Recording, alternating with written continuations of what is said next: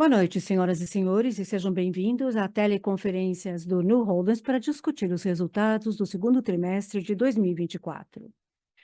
O webcast de hoje será acompanhado de uma apresentação de slide que está disponível no site de Relações com Investidores do Nu, no endereço www.investors.nu em inglês e www.investidores.nu em português.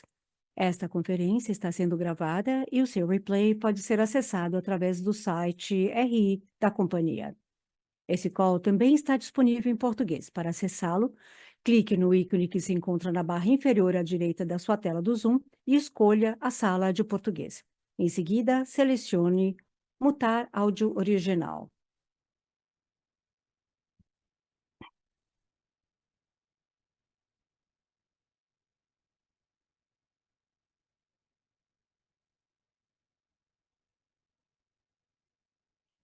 Gostaríamos de informá-los que todos os participantes estarão apenas ouvindo a apresentação. Vocês podem enviar suas perguntas online a qualquer momento usando a função de Q&A da plataforma. Eu gostaria agora de passar a palavra para o Sr. Jörg Friedman, diretor de Relações com Investidores do Nu Holdings. Sr. Friedman, o senhor pode prosseguir. Muito obrigado, operadora, e boa noite a todos e obrigado por participarem do nosso call de resultados hoje. Caso ainda não tenham visto o nosso release de resultados, uma cópia está disponível na seção de Central de Resultados do nosso site de RI. Presentes comigo hoje estão Davi Vélez, nosso fundador, CEO e presidente do conselho, Youssef Lahrech, nosso presidente e COO, Guilherme Lago, nosso CFO, e Jack Dougall, nosso diretor de produtos. Durante essa audioconferência, a companhia irá apresentar informações financeiras não IFRS, incluindo o lucro líquido ajustado. Essas são métricas financeiras importantes para a companhia, mas não são métricas financeiras como definidas pelo IFRS. E não devem ser comparados com medidas disponíveis de empresas semelhantes. As conciliações das informações financeiras não IFRS com as informações financeiras IFRS estão disponíveis no nosso release de resultados. A menos que seja observado o contrário, todas as taxas de crescimento estão em base anual e neutras de efeitos cambiais. Eu gostaria também de lembrar a todos que a discussão de hoje pode incluir declarações futuras, que não são garantia de desempenho futuro e, portanto, não são confiáveis. Essas declarações estão sujeitas a inúmeros riscos e incertezas, que poderiam levar a resultados reais que diferem materialmente das expectativas da companhia. Favor consultar a divulgação de declarações futuras no release de resultados da companhia. Hoje, nosso fundador, presidente do Conselho e CEO, Davi Vélez, abordará os principais destaques dos nossos resultados do segundo trimestre de 2024. Em seguida, Guilherme Lago, nosso diretor financeiro, e Youssef Lahrech, nosso presidente e CEO, falarão sobre o nosso desempenho financeiro e operacional no trimestre.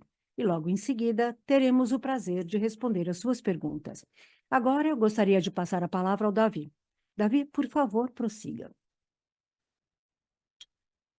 Obrigado, Jörg. Boa noite a todos e obrigado novamente por estarem conosco hoje.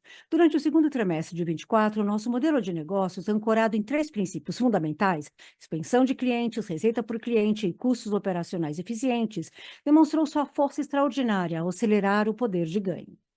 As nossas adições líquidas de clientes excederam consistentemente as expectativas, atingindo 105 milhões de clientes no final do trimestre, um aumento de 60% em relação aos 65 milhões registrados há apenas 2 anos. O crescimento de clientes no Brasil continua a ser notável, com uma média de 1,2 milhão de novos clientes por mês, elevando o total para 95,5 milhões ao final do trimestre. Enquanto isso, o México também teve um forte crescimento, com 1,2 milhão de adições líquidas no trimestre, culminando em 7,8 milhões de clientes. Esse sucesso valida a nossa estratégia de aumentar a rentabilidade dos depósitos no México, impulsionando a nossa dinâmica, solidificando o Nu como a plataforma financeira digital líder no México. Além disso, a Colômbia ultrapassou a marca de 1 milhão de clientes, encerrando o trimestre com quase 1,3 milhão de clientes, após o lançamento bem-sucedido do produto Cuenta. Agora, vamos a alguns destaques financeiros. Apesar da desvalorização das moedas da América Latina em relação ao dólar norte-americano durante o trimestre, nossas receitas subiram para 2,8 milhões de dólares, uma vez que continuamos a fazer cross-selling e upselling com sucesso, ao mesmo tempo que introduzimos novos produtos relevantes, refletindo um aumento de 65% em relação ao ano anterior. O nosso lucro bruto subiu para 1,4 milhão de dólares, registrando um crescimento de 88% em relação ao ano anterior, com margem bruta de 47,7%. O lucro líquido também teve um crescimento significativo, atingindo 487 milhões de dólares, resultando em um retorno sobre o patrimônio líquido anualizado, recorde de 28%, um mais alto do setor. Além disso, nosso lucro líquido ajustado atinge os 563 milhões de dólares, em uma expansão sequencial de 36% em relação ao trimestre anterior e 131% em relação ao ano anterior. Essas conquistas ressaltam a força do nosso modelo de negócios, que combina um crescimento robusto da receita com uma sólida lucratividade. Nesse slide, voltamos a demonstrar como o nosso flywheel impulsiona eficazmente a aquisição de clientes e o crescimento dos dados, ao mesmo tempo que mantém uma forte dinâmica nas nossas principais métricas financeiras. Os pontos fortes operacionais inerentes ao nosso modelo estão gerando uma rentabilidade significativa. No segundo trimestre, o Nu Holdings obteve um lucro líquido ajustado de 563 milhões de dólares e um retorno anualizado ajustado sobre capital próprio de 33%, apesar de manter um nível robusto de excesso de capital de 2,4 milhões de dólares ao nível da holding e mais duas subsidiárias no México e na Colômbia, ainda por rentabilizar. Eu gostaria de passar a palavra ao nosso CFO, Guilherme Lago, que vai nos guiar pelos números financeiros. Obrigado, Davi, e boa noite a todos. Como o Davi mencionou, tivemos um segundo trimestre robusto, pois continuamos a aumentar o crescimento das receitas, haver um maior envolvimento dos clientes e apresentar margens operacionais e rentabilidade sólidas. Agora, vamos nos aprofundar nos resultados do segundo trimestre para entender melhor o progresso em cada um desses pilares. Vou começar com os resultados da nossa aquisição de clientes. Durante o segundo trimestre de 2024, nossa base de clientes cresceu em um ritmo forte, com 5,2 milhões de novos clientes ingressando em nossa plataforma. Ao final do trimestre, o nosso número total de clientes atingiu 104,5 milhões, registrando um aumento de 25% em relação ao ano anterior. Depois de adicionarmos mais clientes, o nosso foco passa a ser o engajamento e a retenção dos mesmos. A nossa base ativa aumentou 27% ano contra ano, seguida de outro aumento trimestral sequencial na taxa de atividade mensal, que agora se encontra em 83,4% contra 82,2% há apenas um ano. Isso marca o 11º aumento consecutivo dessa métrica, demonstrando nossa proficiência em oferecer consistentemente uma proposta de valor atraente aos nossos clientes no Brasil, México e Colômbia. Passando agora para a expansão da receita, o primeiro gráfico destaca que o Nu estabeleceu relações de principalidade com cerca de 60% da nossa base de clientes ativos. Esse sólido desempenho ressalta nossa capacidade de aumentar o share of wallet de forma ágil em nossa base de clientes. Além disso, as safras mais recentes estão atingindo esse nível de principalidade em um ritmo cada vez mais rápido. Como podem ver no segundo gráfico, o número de produtos por cliente ativo é de 4,1, o que ilustra o sucesso da nossa estratégia de cross-selling, mesmo quando continuamos a integrar rapidamente novos clientes. Com a apresentação eficaz de nossos produtos a novos clientes, solidificamos o nosso papel como seu principal parceiro bancário. O último gráfico ilustra o efeito combinado dessas duas poderosas dinâmicas, com um engajamento significativo dos clientes, conforme demonstrado no primeiro gráfico, aliado à nossa crescente capacidade de cross-sell de produtos, mostrada no segundo gráfico, alcançamos resultados cada vez mais positivos. Embora o nosso ARPAC mensal tenha se contraído para 11,2 dólares nesse trimestre, em comparação a 11,4 dólares no trimestre passado, em uma base neutra de efeitos cambiais, o ARPAC, de fato, cresceu 6%. No slide seguinte, apresentaremos as taxas de crescimento em uma base neutra de efeito cambial, e é possível também notar que as nossas safras mais maduras já estão gerando um ARPAC mensal de 25 dólares. O nosso ARPAC mensal atingiu 11,2 dólares.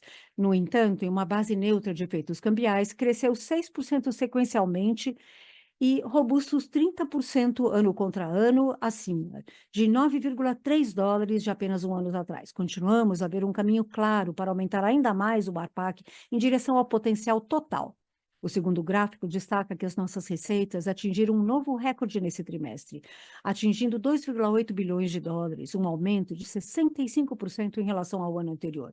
Há apenas um ano, a nossa receita era de 1,8 bilhão de dólares. Esse crescimento impressionante foi impulsionado por dois fatores: o aumento de clientes ativos, combinado com o aumento do ARPAC ano contra ano.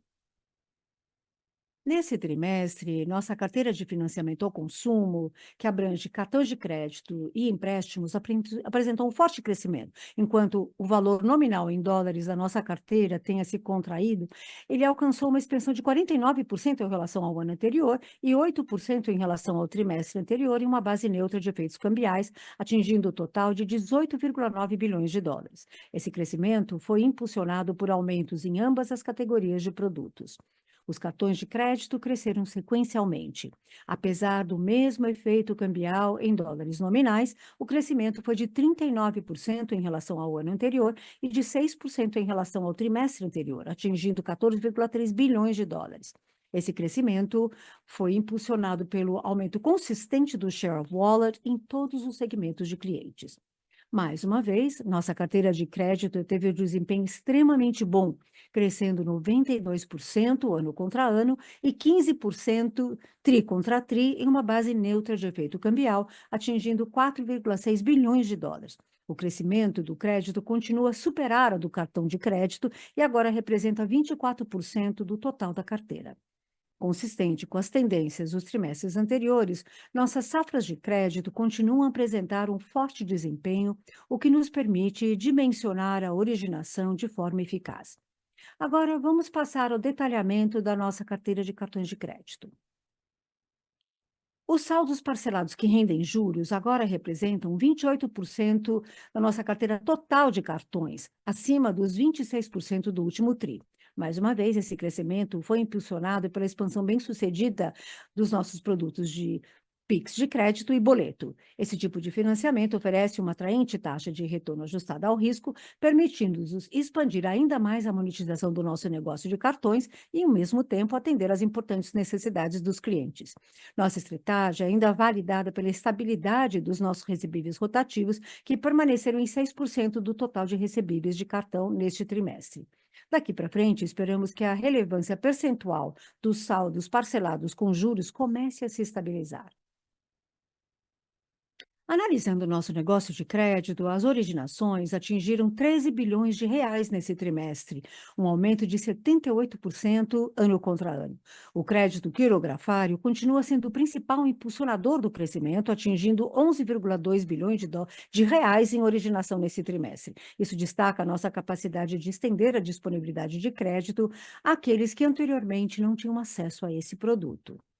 Nossas originações de empréstimos com garantia atingiram 1,8 bilhão de reais durante o segundo TRI de 24, ou 14% do total de originações de crédito. Durante o segundo semestre do ano, prevemos um aumento gradual no ritmo de originações de empréstimos com garantia, à medida que novos recursos, como a recarga de portabilidade e o refinanciamento, forem introduzidos.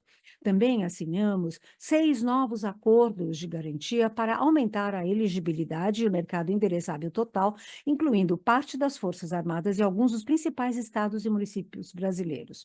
As integrações dessas novas entidades estão em andamento e, uma vez concluídas, lançaremos o produto para os novos clientes elegíveis, o que nos ajudará ainda mais a aumentar a originação. De fato, durante o mês de julho de 2024, o total de originações ultrapassou 5,2 bilhões de reais, dos quais 750 milhões de reais somente em empréstimos com garantia. Agora vamos analisar o progresso na frente da captação. Embora os depósitos do nosso negócio brasileiro tenham se contraído em dólares nominais para 21,7 bilhões, eles aumentaram 10% com relação ao trimestre anterior, numa base neutra de efeitos cambiais. Nossa base total de depósitos no trimestre aumentou para 25,2 bilhões de dólares, representando um crescimento de 64% ano contra ano, principalmente impulsionado pela expansão significativa no México por meio da Cuenta Nu. Ao final do segundo trimestre de 24, ultrapassamos mais de 3 bilhões de dólares em depósitos no México, mais do que triplicando em apenas 2 trimestres. Esse forte crescimento no México representa um marco significativo na construção de uma das mais fortes franquias de depósitos de varejo em moeda local na América Latina. Outra conquista digna de nota foi o lançamento do produto de conta corrente no Colômbia no segundo TRI de 24, que atraiu mais de 220 milhões de dólares em depósitos de consumidores, sendo mais que 80% apenas no mês de junho. A margem financeira bruta, ou NII, aumentou 77% ano contra ano, atingindo um outro recorde de 1,7 bilhão de dólares.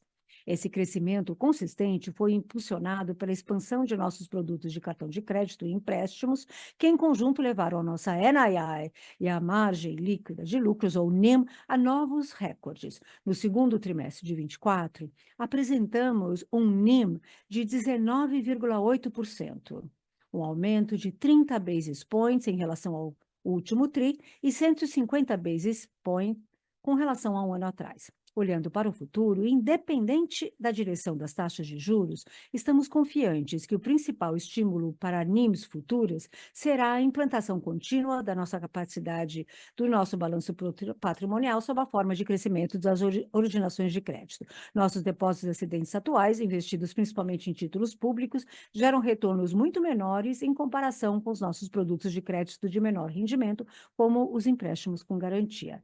Vamos agora voltar a nossa atenção para o último pilar da nossa estratégia geral: manter um baixo custo de servir. Nossa plataforma continua sendo uma das mais custo-eficazes em nossos mercados, com seu baixo custo de servir, proporcionando uma vantagem competitiva significativa. Prevemos que este custo seja igual ou inferior a $1 por cliente ativo em um futuro próximo. E, mais uma vez, atingimos essa meta com sucesso, com um custo de servir por cliente ativo em 90 centavos de dólar. Em uma base neutra de efeitos cambiais, esse valor cresceu 19% em relação ao ano anterior, quando ajustado por itens não recorrentes relacionados a reembolsos da rede no México durante o segundo TRI de 23.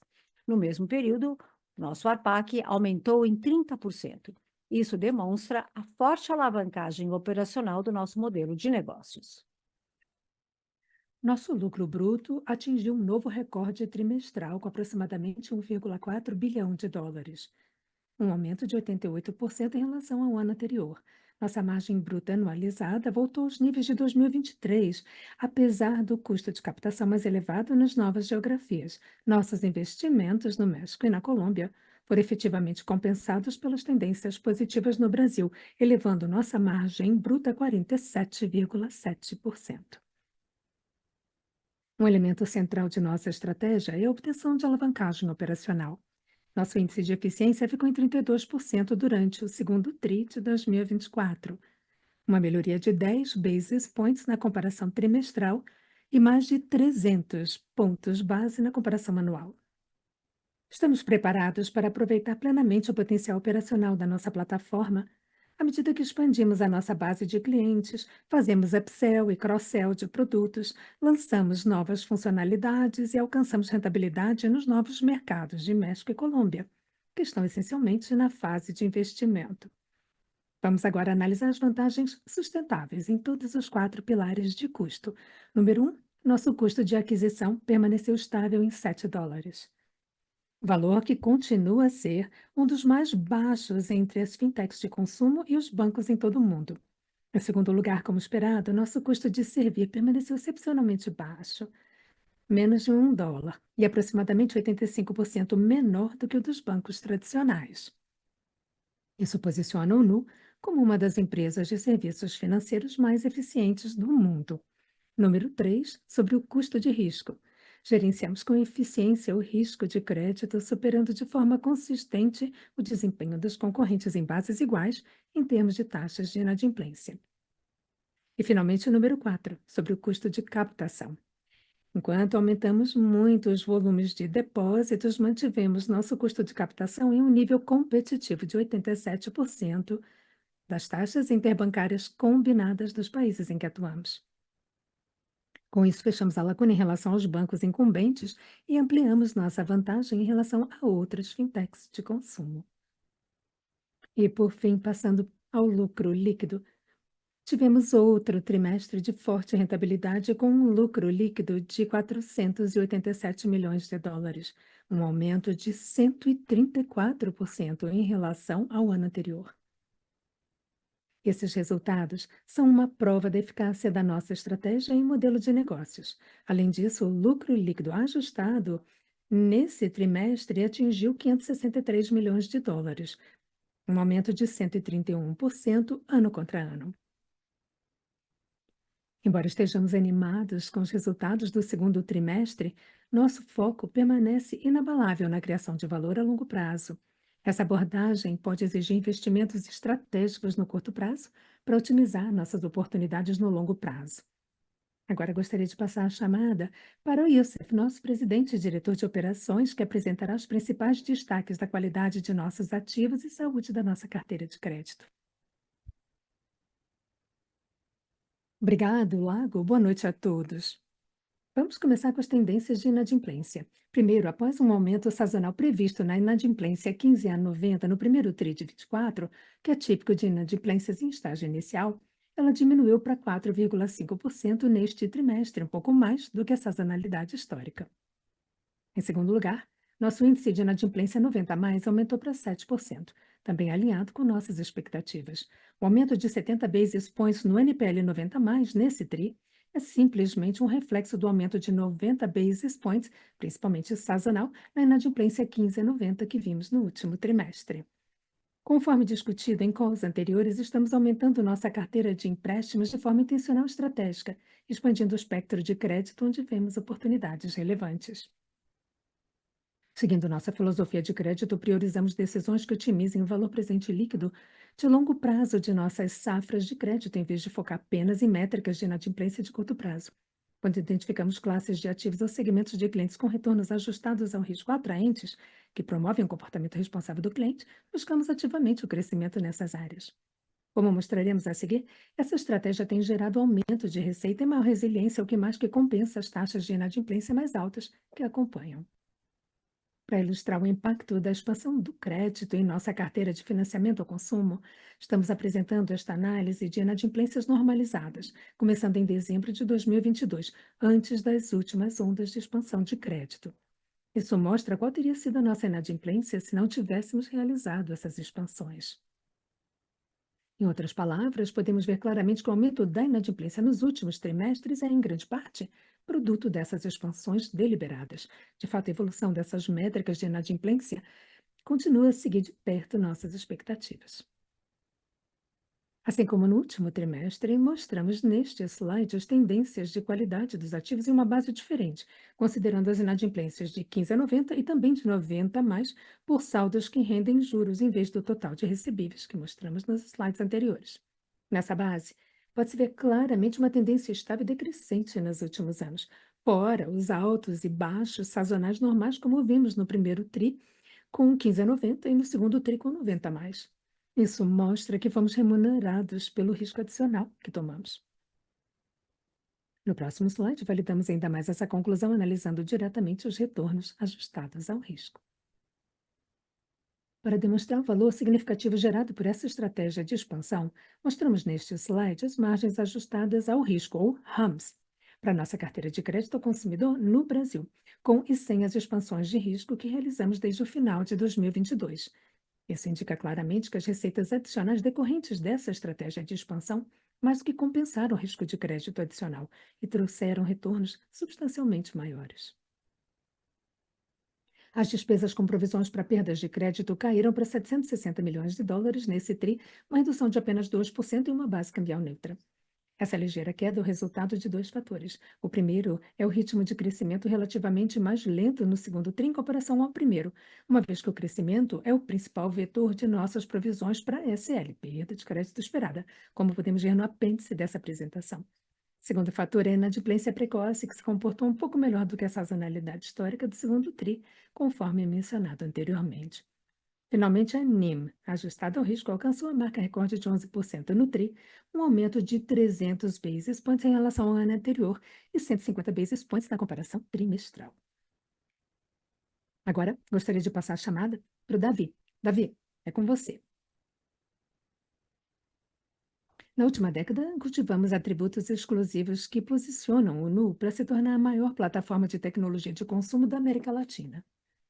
Esses pontos fortes incluem marca. Ao simplificar consistentemente a complexidade para empoderar as pessoas, construímos uma das marcas mais queridas e confiáveis do Brasil, tendo reconhecimento crescente também no México e na Colômbia. Escala. Nossa presença significativa no Brasil, atingindo agora 56% da população adulta, nos permite oferecer produtos superiores a preços mais baixos, criando um poderoso efeito flywheel. Dados. Nossos extensos dados, apoiados por uma infraestrutura de ponta, formam a base de nossos recursos avançados de segmentação de clientes e subscrição de crédito. Talentos. Contamos com uma das melhores equipes de tecnologia e produtos no mundo, algo inigualável por qualquer outra empresa na América Latina. Cultura. Os valores do Nu, incluindo a centralidade no cliente e a excelência operacional, estão profundamente enraizados em cada membro da nossa equipe e orientam nossa tomada de decisão, garantindo nosso foco no crescimento sustentável de longo prazo. Embora nosso sucesso dependa de uma combinação desses atributos exclusivos, eu gostaria de destacar alguns fatores-chave que nos colocam em uma posição inigualável no mercado. Nossos talentos excepcionais, nosso foco na tecnologia como um vetor de crescimento sustentável e nossa marca duradoura que galvanizou e empoderou quase 105 milhões de latino-americanos. Desde o início, nos descrevemos como uma empresa de tecnologia, não como uma instituição financeira. Portanto, ao longo dos nossos 11 anos de história, não medimos esforços para formar o que consideramos ser a equipe líder de produtos e engenharia na América Latina. Hoje temos mais de 59 nacionalidades trabalhando no Nubank e mais de 50% do nosso quadro de funcionários se concentra em tecnologia e analytics. Esse acesso a talentos técnicos de classe mundial tem sido um dos principais motivos de nosso desempenho histórico e continuará a ser um grande habilitador de desempenho superior no longo prazo à medida que a concorrência aumenta. Além disso, a revolução de IA que acontece agora cria novas oportunidades de diferenciação. Estamos muito concentrados em desenvolver esse ativo de atração de talentos. Como exemplo, gostaria de destacar nossa aquisição da Hyperplane, anunciada recentemente. A Hyperplane é uma empresa no Vale do Silício líder em soluções baseadas em IA para o setor de serviços financeiros. Ao testarmos a plataforma da Hyperplane e nossa vasta quantidade de dados, ficamos impressionados com a oportunidade de melhorar significativamente o desempenho, até mesmo de nossos modelos mais avançados de aprendizado de máquina, usando um modelo de base focado em serviços financeiros que incluía nossos próprios dados não estruturados. Estamos muito animados em dar as boas-vindas à equipe da Hyperplane e vemos como uma parte fundamental de nossa estratégia de IA no futuro. O poderoso trio de confiança, serviço excepcional e preço competitivo também ressalta o sucesso contínuo do Nu. Essa combinação vencedora é a base de nossa querida marca, atraindo clientes que buscam a proposta de valor mais atraente do mercado. Acreditamos que em um mundo de opções, os clientes gravitarão naturalmente em direção àquelas que oferecem produtos e serviços superiores, e é exatamente isso que oferecemos. O crescimento de nossa base de depósitos no México e agora na Colômbia, uma prova desse princípio. No México, atraímos 3,3 bilhões de dólares em depósitos de varejo em pouco mais de um ano desde o lançamento de nosso produto de conta corrente. Na Colômbia, nosso produto Cuenta, lançado nesse TRI, já obteve mais de 220 milhões de dólares em novos depósitos, enquanto outros players estão buscando estratégias de preços ainda mais agressivas, pagando rendimentos mais altos em suas contas de poupança. Desde o lançamento, o Nu conseguiu capturar mais de 70% dos depósitos, tanto no México como na Colômbia, considerando todas as fintechs combinadas. Isso prova que os consumidores estão indo além de quem simplesmente eles pagam mau rendimento. Estão vindo para o Nubank por causa do nosso produto, da nossa marca, e, em última análise, de toda a experiência do usuário que oferecemos. Com isso, estamos prontos para responder às suas perguntas. Muito obrigado. Iniciaremos agora a sessão de perguntas e respostas para investidores e analistas. Caso queiram fazer uma pergunta, pressionem o botão Reação, Reaction, e cliquem em Raise Hand, levantar a mão. Se sua pergunta for respondida, podem sair da fila clicando em Put Your Hand Down, abaixar a mão. Por favor, limitem-se a uma pergunta e a uma follow-up. Caso tenham outras perguntas, sem problema, entre novamente na fila. Perguntas também podem ser enviadas online a qualquer momento hoje usando a caixa de perguntas e respostas Q&A no webcast. Eu gostaria de passar a palavra ao Sr. Jörg Friedman, diretor de Relações com Investidores. Obrigada, operadora. A nossa primeira pergunta vem de Jorge Kuri, com Morgan Stanley. Olá a todos, boa tarde e parabéns pelos resultados. Obrigado pela explicação sobre como as originações ocorreram em julho. Os números foram bem impressionantes e para o trimestre também as originações foram bem fortes. Poderiam dar mais esclarecimentos sobre como o consignado está apresentando a sua tendência, já que agora você já tem tudo aquilo que o consumidor procura? Qual, qual é o nível de aceitação que vocês observam junto aos consumidores? E qual é a reação da concorrência? Esse crescimento vem de novos clientes? Vocês estão pegando o share de algum outro incumbente? Como é que isso está performando para vocês? Olá, Jorge, muito obrigada pela pergunta. Estamos muito satisfeitos com o desempenho dos nossos produtos com garantia. Mas ainda estamos, né, na parcela muito inicial dessa jornada. Só estamos operando com 2 acordos, que é o INSS e o SIAP. INSS para aposentados e outro para servidores públicos. Esses 2 clientes representam quase que 50% do mercado-alvo que temos no Brasil. Já assinamos outros 6 acordos colaterais e com alguns estados e municípios no Brasil, e esperamos que isso nos traga maior crescimento e no ano que vem nós vamos passar de 50% de hoje para 70% ou 75%, e ainda mais que pode vir em 2025. Essa é uma dimensão da expansão. Agora, a outra dimensão da expansão é o lançamento de novos produtos e características.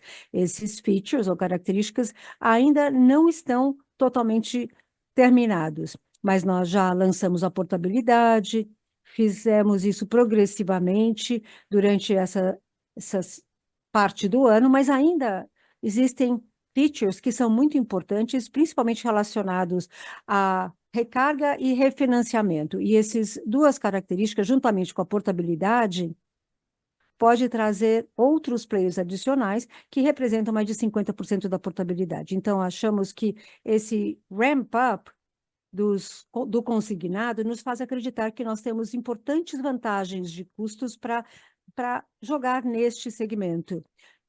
Nós tivemos uma boa aquisição de clientes e um bom crescimento dos nossos produtos, e tivemos também um bom aumento do consignado no Brasil. Então, nós não precisamos entrar, digamos, no aquário para pescar mais adicionais. Então, ainda estamos no início, já temos sinais bem encorajadores, tanto em termos de consignado e também, né, FGTS. Esperamos que o crescimento virá ainda mais acelerado nos próximos trimestres. Muito obrigada, estava muito claro. A segunda pergunta vem da linha do Pedro Leduc, do Itaú. Olá a todos, muito obrigado por acatarem minha pergunta. Eu gostaria que vocês falassem um pouco sobre a despesa ou a provisão para créditos devedores. Eu acho que está aumentando, né, nesse trimestre. Já falamos anteriormente sobre tomada de risco consciente, que levou a essas despesas de provisão. Agora, no segundo trimestre, neutro de efeitos cambiais, vocês diminuíram bastante o seu custo ao risco, o seu custo do risco. Então, talvez devêssemos falar sobre como esses retornos de originação se comportaram e como é que vocês estão enxergando o risco nessa nova safra de originações, só para ter uma ideia do lado da provisão, o que vem ocorrendo. E é isso, obrigado. Olá, Pedro, aqui é o Youssef, muito obrigada pela sua pergunta. Eu acredito que você esteja se referindo ao slide número 24 da nossa apresentação, que mostra o nosso SLA trimestre a trimestre. Você está correto que houve uma interação pequena, né, do primeiro e segundo trimestre, mais ou menos de 2%, e como eu disse anteriormente, é preciso pensar no fato de que nós provisionamos quando a gente concede o empréstimo, né? Nós esperamos, né, perda de crédito, mas o que vem acontecendo, o que aconteceu neste trimestre, é que a qualidade do crédito ou o desempenho real teve um desempenho de acordo com a nossa expectativa, um pouco melhor quando a gente olha NPL de 15 a 90. Então, é isso que está, na verdade, impulsionando esse pequeno decréscimo no SLA.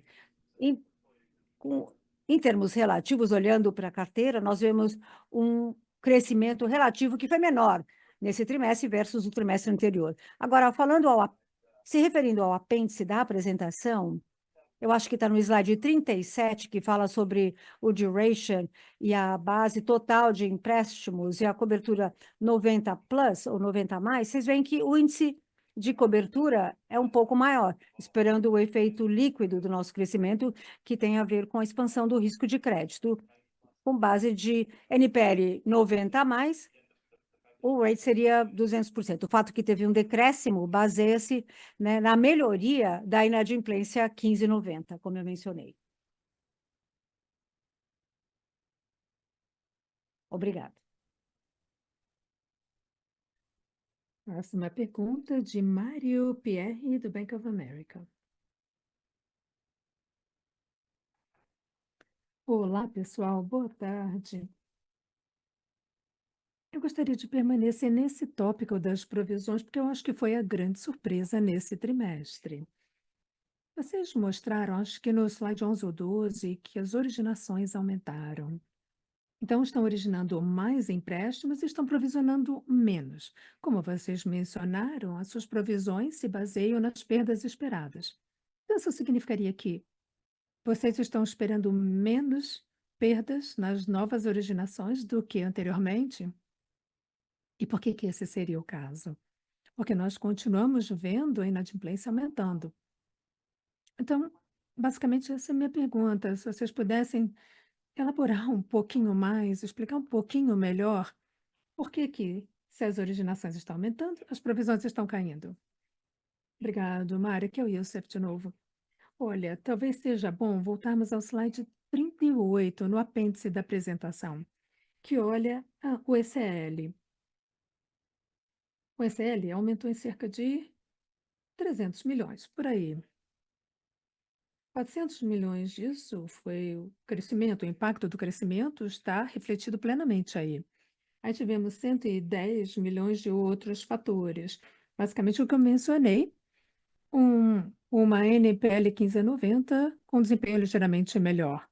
Então, continuamos aumentando a linha de ECL, só que está um pouquinho melhor do que as nossas expectativas quando nós provisionamos de cara as provisões no primeiro trimestre.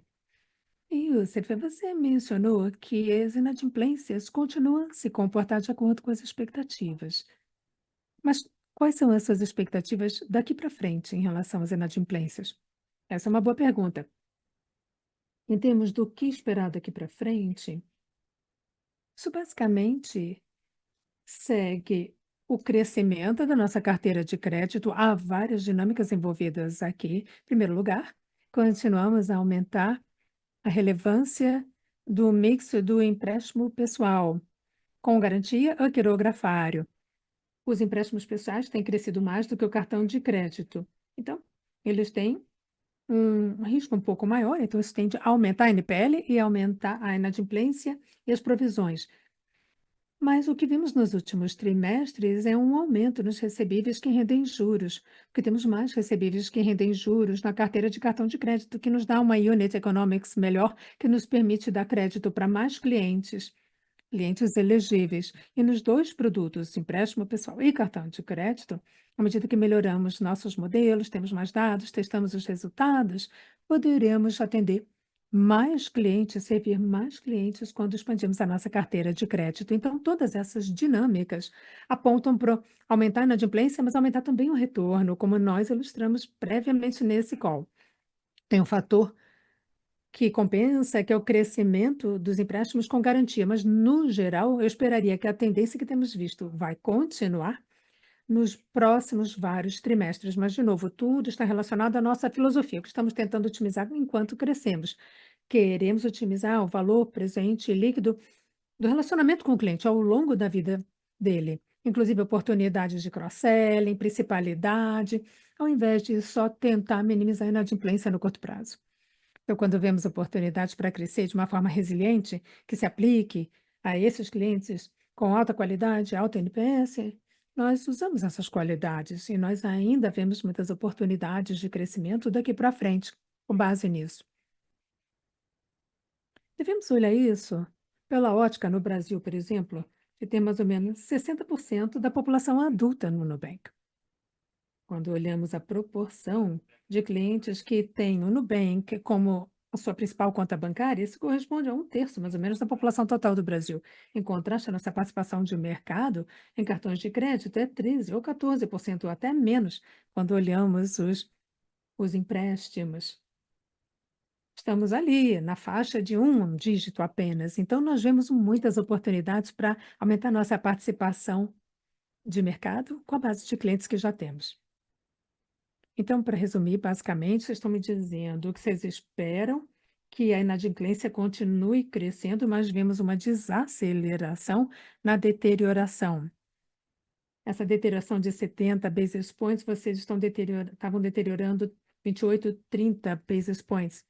Devemos esperar esses 70 basis points ou devemos voltar aos 28, 30 basis points por trimestre? Nesse trimestre, os 70 basis points no NPL 90+, pensaria disso o seguinte: se voltarmos um trimestre, vamos ver o que aconteceu na NPL 15 a 9. Teve mais ou menos 90 basis points. Nesse trimestre, 70 basis points é o impacto de rolarmos isso para frente no próximo conjunto de inadimplências. Tudo isso, mais ou menos, resultou nesse aumento de 70 basis points na inadimplência 15 a 90. E lembrem-se, o primeiro TRI tende a ser o pico de delinquência, de inadimplência em 15 a 90. E depois isso tende a aumentar no NPL 90+. Isso tem a ver com a sazonalidade. Ok, muito obrigado. Nossa próxima pergunta vem de Geoff Elliott with Autonomous, com Autônomos. Olá, muito obrigado por pegar minha pergunta. No passado, falamos sobre seguir um upmarket, um mercado mais sofisticado com ultravioleta. Mas a mensagem aqui parece que a gente está indo no sentido contrário, assumindo mais risco. Quando olhamos os volumes de compras por safra que vocês mostraram, parece apontar para volumes de compras mais baixos dos novos clientes. Então, o que vocês estão pensando em relação a esse mercado, ou um mercado mais sofisticado? O que está segurando vocês? Ô, Geoffrey, vou tentar limitar os meus comentários. De forma alguma, significa que o crescimento que tivemos em empréstimos ao cartão de crédito significaria um desvio da nossa intenção de crescer rapidamente no segmento de alta renda. Ao contrário, o mercado de alta renda nos dá enormes oportunidades em crédito ao consumidor e corresponde a uma participação bem grande de todas as classes de ativos em que atuamos. Nos próximos 12 a 24 meses, ou nos últimos 12 a 24 meses, eu acho que fizemos progresso em aumentar o nosso share of wallet na população de alta renda. Como mencionamos em reuniões anteriores, agora temos uma oportunidade de aumentar o nosso share of wallet, principalmente como resultado do nosso sucesso em adquirir novos clientes nos últimos 2 anos. Agora, se definimos alta renda como um cliente no Brasil que ganha mais de R$ 12 mil, estimamos que nós já temos mais de 60% desses clientes de alta renda conosco.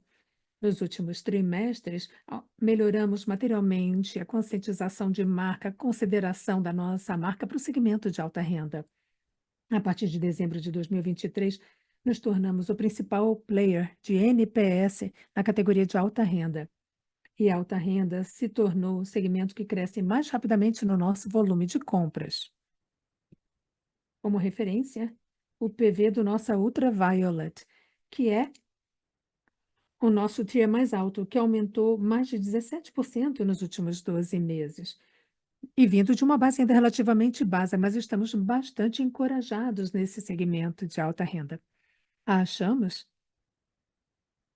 que é comparável ao que nós já estamos fazendo em outros segmentos. Em relação à principalidade na alta renda, como é que ela é? Nossa principalidade geral é em torno de 60%. Eu não tenho os números para alta renda, média renda ou baixa renda. Certamente uma principalidade maior na base da pirâmide do que no topo da pirâmide. A oportunidade que temos agora, melhorando os atributos da marca, lançando novos produtos e recursos, é ganhar principalidade e share of wallet nos clientes de mais alta renda. E nós podemos fazer isso, porque estamos acompanhando o relacionamento, a principalidade, e isso vem aumentando trimestre a trimestre nos segmentos de mais alta renda no Brasil. Ok, muito obrigada. Desculpa ter interrompido aquela hora.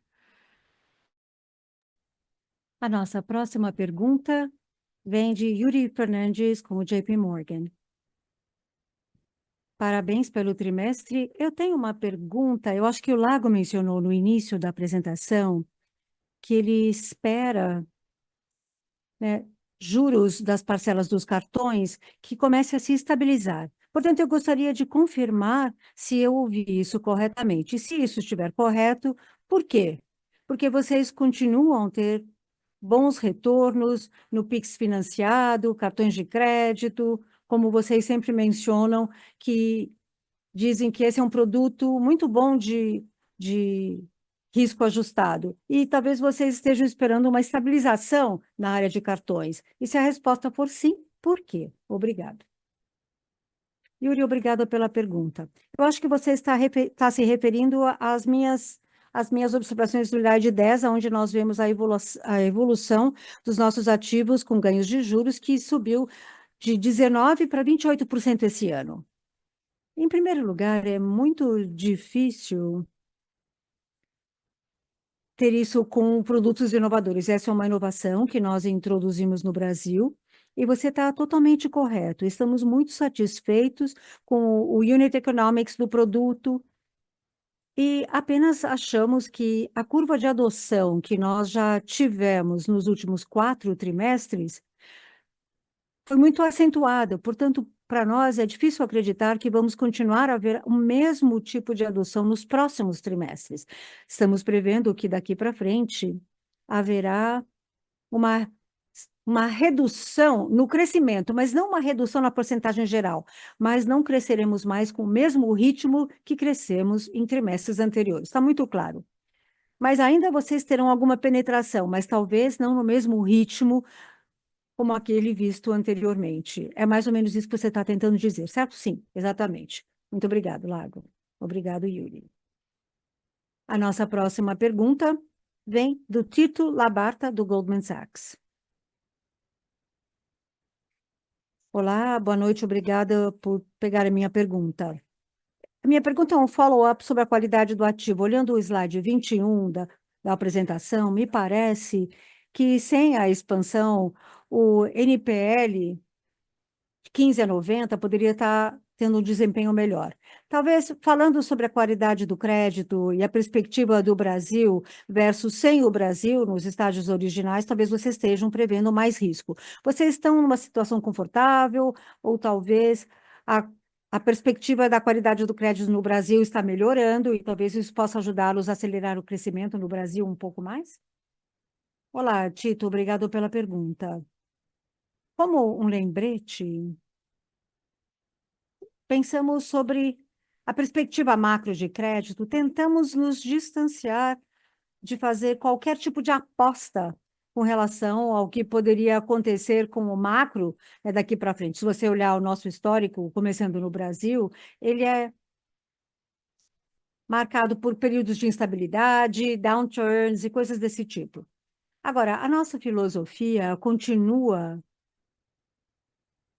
a exigir muita resiliência de qualquer tipo de crescimento que a gente subscreve. Então, às vezes a gente pensa que o futuro poderá ser pior do que o passado, e tudo que a gente subscrever tem que ser possível, tem que conseguir aguentar o duration. As safras, como falamos no passado, pode superar os riscos. Então, continuamos a operar dessa maneira e somos um pouco agnósticos a qualquer tipo de previsão futurística. Tanto que quando você olha as expansões e olha o NPL nessa expansão, nós vemos um período de até estabilidade relativa nesse período de 1 ano e meio, mas não estamos apostando, né, em qualquer tipo de melhoria olhando daqui para frente. Tudo bem, muito justo. Obrigada por isso. E talvez um outro follow-up. No NIM ajustado ao risco 2024, vocês tiveram uma boa melhoria ali. À medida que vocês continuam a crescer a carteira de crédito e monetizar, você acha que ainda há espaço para você continuar a aumentar isso ainda mais? Boa pergunta. Como eu havia dito anteriormente, nós vemos boas oportunidades para crescer, e há muitas oportunidades de crescimento que nós enxergamos na área de empréstimo pessoal e cartão de crédito. Mas, tendo dito isso, não é uma tendência que eu espero ver para sempre, né? Nós otimizamos, né, o VPL, mas estamos limitando isso baseado no churn, na resiliência, na qualidade do produto e relacionamento com o NPS. Então, todos esses são elementos importantes e que têm a ver com quanto a gente nos permite crescer nesse espectro. A curto prazo, nós vemos algumas oportunidades, mas eu não acho que esses números, né, são ilimitados, né, de acordo com a nossa imaginação. Ok, muito obrigada. Uma outra coisa que eu gostaria de acrescentar é que eu também gostaria de ressaltar que nós temos uma oportunidade gigante para continuar a otimizar o nosso balanço. O nosso índice loan to deposit ainda está em 40%, enquanto a grande parte dos outros bancos estão acima de 100%. Então, à medida que nós aumentamos esse índice loan to deposit, a nossa margem líquida vai continuar a se expandir. E isso será apenas mais algo a mais aquilo que o Youssef havia mencionado. Está muito claro, muito obrigado, Largo. Próxima pergunta, de Eduardo Rossman, do BTG Pactual. Olá a todos. Eu tenho uma pergunta em relação a Open Banking. Vimos algumas mudanças importantes recentemente, como a remoção da exigência de clientes terem acesso por um período limitado. Pelo que eu entendi, também temos visto discussões importantes em relação à granularidade dos dados que precisam ser compartilhados e se o Nu precisa continuar solicitando os dados repetidamente ou se os outros bancos devem fornecer as informações sempre que algo importante acontece com aquele cliente. Também vimos novos trabalhos discutindo com a discussão potencial de eliminar custos de reembolso em caso de mudanças de portabilidade. Então, isso impacta a folha de pagamento. Uma série de discussões importantes. Seria ótimo se pudessem nos dar uma atualização e nos avisar se essas mudanças podem ser materiais para o Nu. Muito obrigado. Olá, Rosman, muito obrigado pela pergunta. Olha, Open Banking provavelmente é um dos desenvolvimentos regulatórios que mais nos empolgam aqui no Brasil. Se pararmos um pouquinho e olharmos o arcabouço regulatório do Open Banking, que foi adotado no país, provavelmente é um dos mais progressivos arcabouços de Open Banking que nós já vimos globalmente, mesmo comparando com os arcabouços que foram desenvolvidos na Índia ou no Reino Unido. Oferece enormes oportunidades de se reduzir as barreiras para a troca de informações. Diminui a fricção nos movimentos de dados e ativos. Então, é algo em que temos investido muito tempo e energia. Estamos muito empolgados com as perspectivas. Agora, falando um pouquinho mais em detalhes, muitos players têm feito esforços para, primeiro, ganhar consentimento dos consumidores para ter acesso aos dados deles. Isso ao longo dos anos. Temos a felicidade de dizer que provavelmente temos um market share próximo de 1/3. Terminamos o, o segundo TRI de 24 com milhões de consultas, o que se traduz em dados translacionais que alimentam a nossa segmentação de clientes e modelagem de crédito que nos permite aperfeiçoar produtos e ofertas para os nossos clientes. Daqui para frente, muita coisa teria que mudar nos 6 a 8 meses próximos, dadas as diretrizes que foram indicadas pelo Bacen.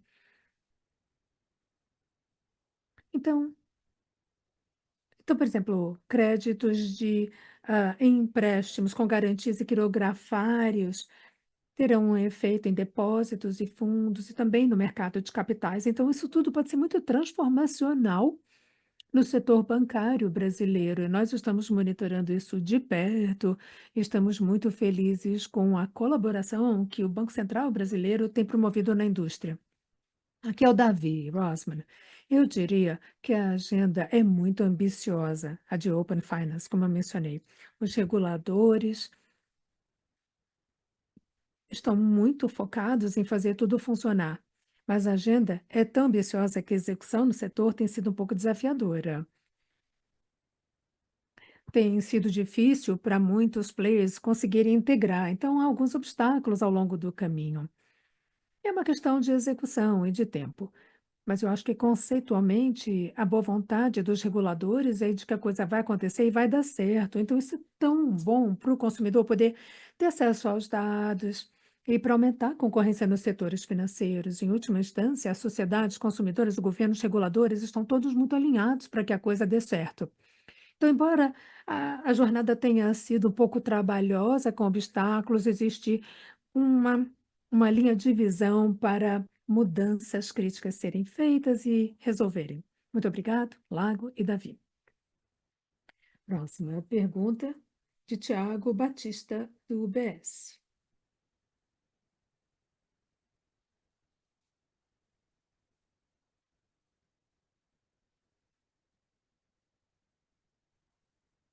Tiago, a sua linha está aberta, pode falar.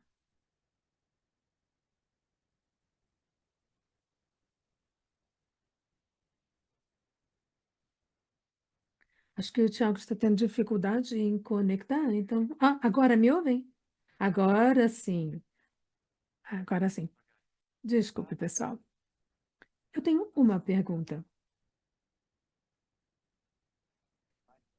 O Nu não tem licença para operar como banco no Brasil. Vocês acham que poderia fazer sentido solicitar essa licença para agir como banco? Quais seriam os principais prós e contras de ser um banco no Brasil agora? E, finalmente, vocês veem alguma mudança material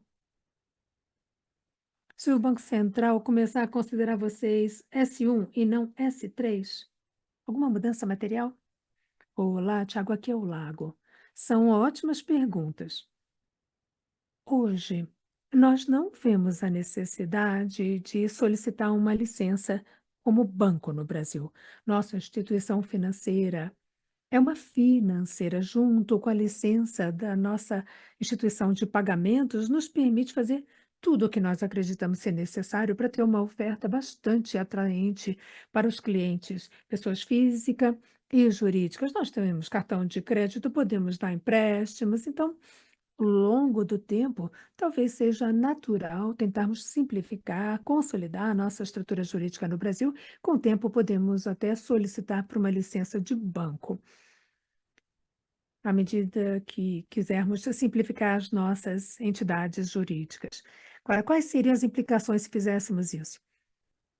Em termos regulatórios ou em termos de requisitos de reporte, a resposta é zero em termos de capital regulatório e muito pouco em termos de requisitos de comunicação, de divulgação. Então, não vemos nenhuma mudança material se e quando formos seguir esse caminho no Brasil. A sua pergunta é: somos uma instituição financeira S3 no Brasil?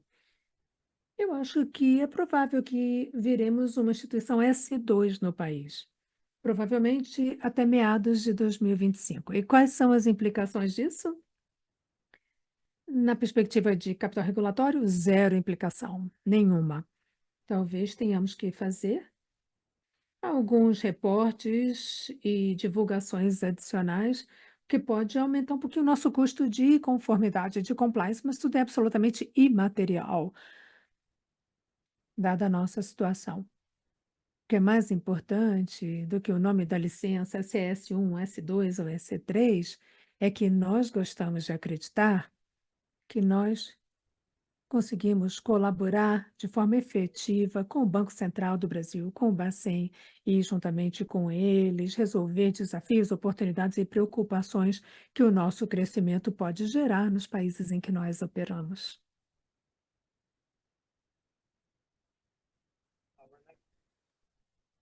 Nossa próxima pergunta vem da linha de Brian Flores, do Citi.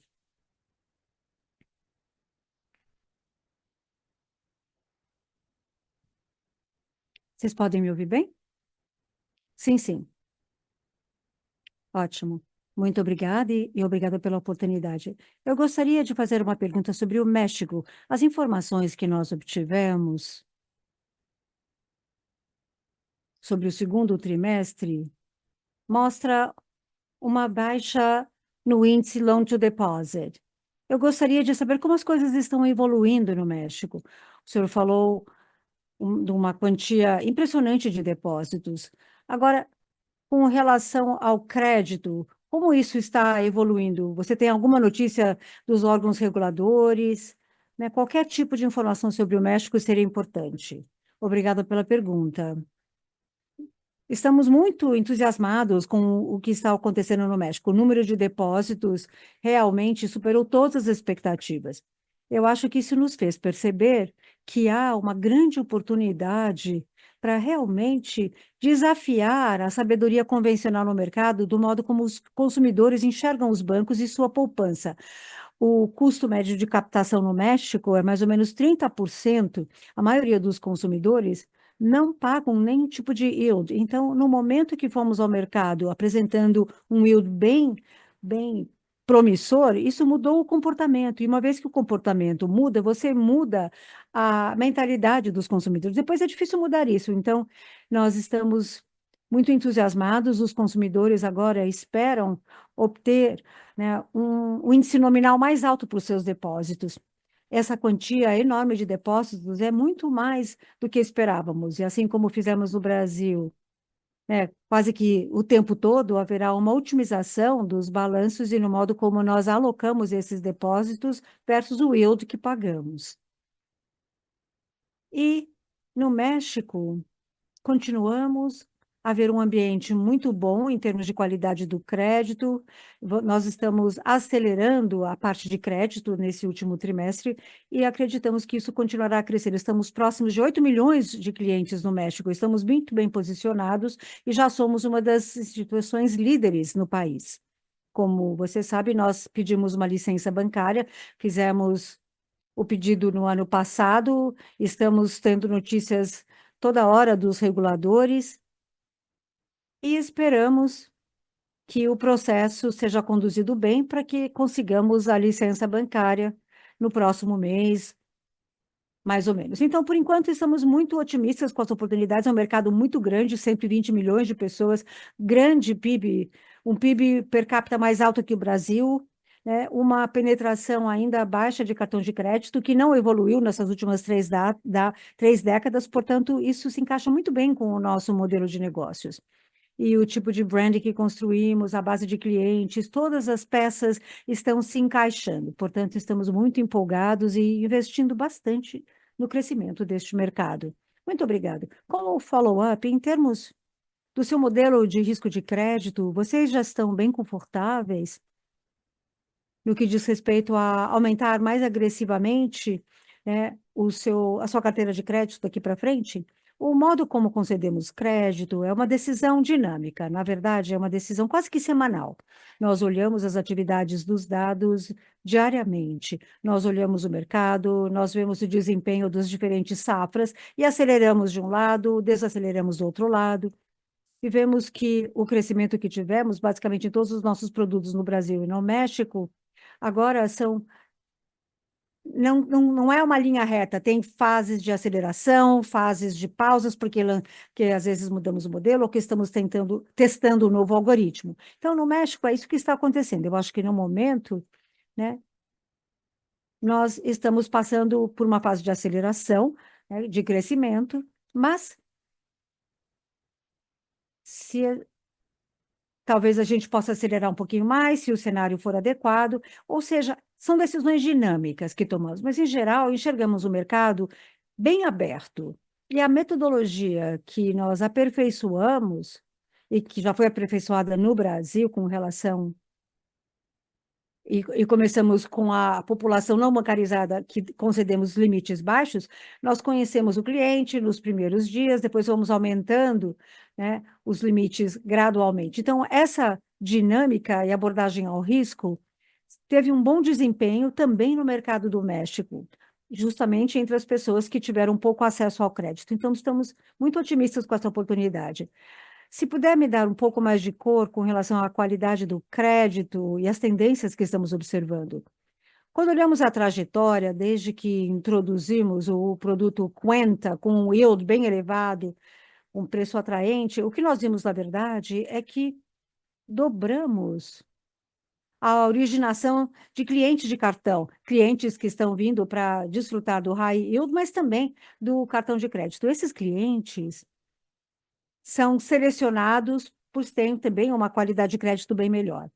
E acrescentando isso ao fato de que os dados que obtivemos com o Quenta nos ajudam bastante, e o fato também que temos agora mais experiência no mercado, temos mais resultados dos testes que foram iniciados desde o início da nossa presença no México. Então, o underwriting credit está melhorando. Se você olhar os indicadores de qualidade de crédito, no México, houve uma grande melhoria ano contra ano. A qualidade do crédito, portanto, vem se comportando melhor do que as nossas expectativas. Portanto, estamos muito empolgados com relação ao crescimento da linha de crédito. Obrigada. A nossa próxima pergunta vem de Gregory Moore, do F&T Partners. Obrigado por acatarem minha pergunta. Eu gostaria de fazer uma pergunta sobre a evolução do mercado de cartões no Brasil. Talvez, se você puder segmentar o seu crescimento em gastos e empréstimos entre clientes que estão recebendo o seu primeiro cartão de crédito versus aqueles em que você também tira share de outros bancos. E, em segundo lugar, eu queria fazer pergunta sobre o México. Como vocês estão enxergando a concorrência não tradicional, digamos, do Mercado Livre, que vem sendo bem agressivo na área de financiamento ao consumo? Deixe-me pegar a primeira pergunta e depois eu falo sobre a segunda. É bom estabelecer um elo entre os mercados de cartão de crédito do Brasil e os mercados de cartão no México. O Brasil possui um mercado de cartão que é relativamente maduro em termos de penetração. Portanto, a penetração de cartão de crédito vem de quase que 50% da população do Brasil, quando comparado a 12% apenas no México. As pessoas geralmente usam cartão de crédito no Brasil como meio de pagamento e não como meio de financiamento. Portanto, historicamente, né, a parcela pendente versus recebíveis total de cartão de crédito no Brasil é abaixo no Brasil quando comparado a outros países da América Latina. No México, ao contrário, os consumidores usam o cartão de crédito como meio de financiamento, ao invés de meio de pagamento. Então, o IDB versus o total de recebíveis de cartão de crédito tem que ser mais alto, de 60% a 65% do total de recebíveis de cartões.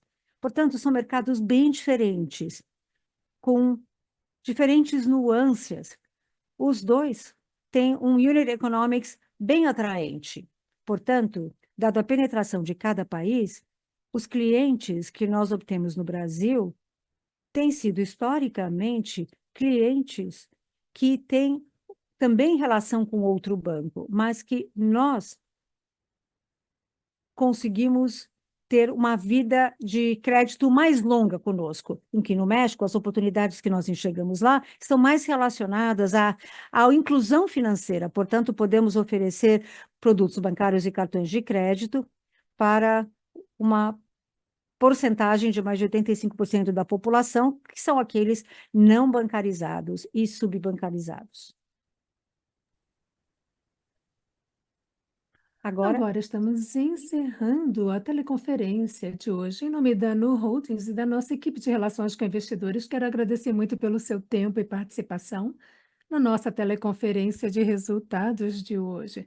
Estamos muito empolgados com nossos avanços, pois continuamos a fortalecer nossa posição nos mercados em que atuamos. Nos próximos dias, daremos sequência às perguntas recebidas na plataforma e aqueles que não puderam fazer perguntas hoje à noite. Portanto, não hesitem em entrar em contato com a nossa equipe se tiverem mais dúvidas. Obrigado e tenham uma boa noite. A teleconferência da Nu Holdings está concluída.